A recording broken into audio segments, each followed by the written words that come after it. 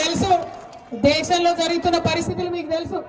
కేసీఆర్ గారిని ఎదుర్కొనే దమ్ము లేక ధైర్యం లేక కేసీఆర్ గారి బిడ్డలైనటువంటి నా మీద రామన్న మీద కేసులు పెట్టే ప్రయత్నం చేస్తా ఉన్నారు. మాది భయపడే బ్లడ్ కాదు, భయపెట్టే బ్లడ్. అసలు ఎట్టి పరిస్థితిలో భయపడేదే లేదు. మేము తప్పు చేయలేదు కాబట్టి నా మీదైనా రామన్న మీదైనా కావాలంటే ఇంకెవరి మీద కేసు పెట్టుకున్నా బీఆర్ఎస్ నాయకులం నిప్పు కనికల్లాగా బయటకు వస్తామని చెప్పి ఈ సందర్భంగా తెలియజేస్తా ఉన్నా. ఎందుకైతేనే కేసులు ఇవ్వాలా? కేంద్రంలో ఎదిరించి మాట్లాడితే కేసు, అవో చైనా వాడు బార్డర్ లోపలికి వచ్చిండు మరి చూసుకొని సరే అంటే కేసు, మరి ప్రజలకు మంచి జరుగుతలేదంటే కేసు. ఇక రాష్ట్రం సంగతి అయితే చెప్పనే అవసరం లేదు. ముఖ్యమంత్రి పేరు మర్చిపోతే కేసు, భూమి ఇవ్వకపోతే కేసు, రైతు భూమి ఇవ్వకపోతే కేసు, ఫేస్బుక్ లో మా అన్నదమ్ములు ఒక చిన్న పోస్ట్ పెడితే కేసు, ట్విట్టర్ లో మా ప్రొఫెసర్ లేదన్న అభిప్రాయం చెప్తే కేసు, ఇన్స్టాగ్రామ్ లో మా అక్క చెల్లెలేదన్న చిన్న వీడియో పెడితే కేసు. అంటే ఇంత భయం ఎందుకు? నిజాన్ని ఫేస్ చేయలేరా? మేం లేమా 10 ఏళ్ళ అధికారంలో? ప్రజలు మమ్మల్ని అనలేదా మాటలు? భరించినాం. ఎందుకంటే బరువు ఎత్తుకున్నాడు, బాధ్యత ఉన్నాడు, 10 మందికి పని చేయాల్సినోడు ఓపికతో ఉండాలి. ప్రజలకు కష్టాలు వస్తాయి, వాళ్ళకి ఇబ్బంది అవుతుంది. ఇబ్బంది అయితే నువ్వు పరిష్కారం చేస్తావనే నీకు నాయకత్వం ఇస్తారు, ఉట్టిగానే ఇయ్యారు, టైంపాస్కి ఇయ్యారు. మరి ఆ విషయం మర్చిపోయి ఇవాళ కేంద్రంలో కానీ రాష్ట్రంలో కానీ ఎదురు మాట్లాడితే కేసులు పెట్టేటటువంటి పరిస్థితి ఉంది. అందుకే చెప్తా ఉన్నా, ఈ కేసులు మమ్మల్ని భయపెట్టలేవు. ప్రజల నుండి వచ్చిన వాళ్ళం, ఉద్యమం చేసి తెలంగాణ రాష్ట్రం సాధించుకొని తీసుకొచ్చినటువంటి గులాబీ పార్టీ వాళ్ళం ఖచ్చితంగా గట్టిగా నిలబడతాం, ప్రజల పక్షాన ఉంటామని ఈ సందర్భంగా తెలియజేస్తా ఉన్నా. కాబట్టి ఇవాళ మహిళలందరికీ నేను కోరుతా ఉన్నా, విజ్ఞప్తి చేస్తా ఉన్నా, మనం ఊరుకుంటే వీళ్ళు కదలరు. మనం అడగాలి, ఎక్కడికక్కడ అడగాలి. ఏమైనాయి మా మహాలక్ష్మి పైసలు, ఏమైంది మా తులం బంగారం, ఎక్కడున్నారని అడగాలి. కాంగ్రెస్ వాళ్ళు వస్తారు కదా గల్లీలకు మాట్లాడడానికి, నిలదీయండి వాళ్ళని, ఖచ్చితంగా అడగండి ఒకసారి. అడగకుంటే ఇచ్చేటటువంటి ప్రభుత్వం ఇది కాదు, అడగకుంటే ఇచ్చేటటువంటి ప్రభుత్వం ఇది కాదు. కాబట్టి ఎక్కడికక్కడ నిలదీద్దాం, మీ వెంట నేనుంటా, ప్రతి చోట నిలదీద్దాం. దయచేసి ఇవాళ ఇక్కడికి వచ్చిన బీఆర్ఎస్ పార్టీ కార్యకర్తల నాయకులు గుర్తుపెట్టుకోవాలి, ఇటు ఉన్న సూర్యుడు అటు ఉదయించినా రాబోయేదంతా కూడా నిజామాబాద్ లో గులాబీ జెండా శకమే, గులాబీ జెండానే ఎగురుతుంది.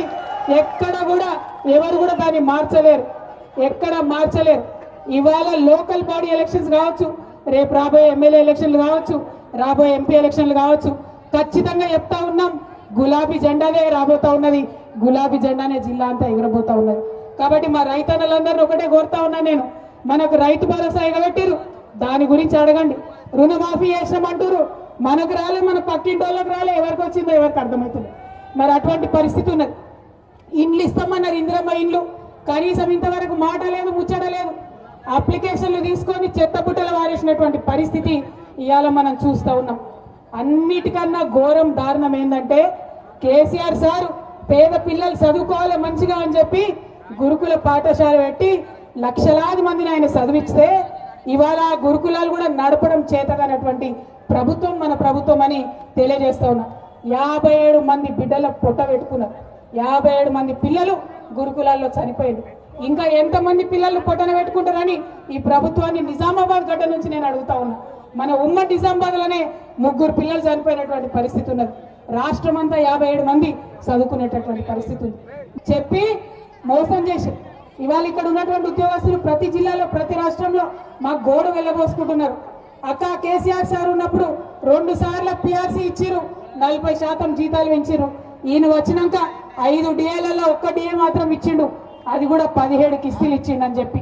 ఇక మా ఆటో కార్మికులకు సంబంధించి మీకు తెలుసు, వాళ్ళ ఇబ్బందులు మీకు తెలుసు.